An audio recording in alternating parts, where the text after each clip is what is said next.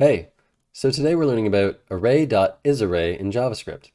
The array.isArray method determines whether the passed value is an array. Now this is a very simple one. All you have to do is pass a value to this method and it'll check whether it's an array or not. If it is, it'll tell you true. If it's not, then it's false. So let's take a look in the console. So if I say array.isArray and I feed it an array like this, you'll get true. We can also take something that's stored in memory that's an array and call array isArray on it, and it will also tell you it's true. Now if you pass anything that is not an array to isArray, so for instance my dog,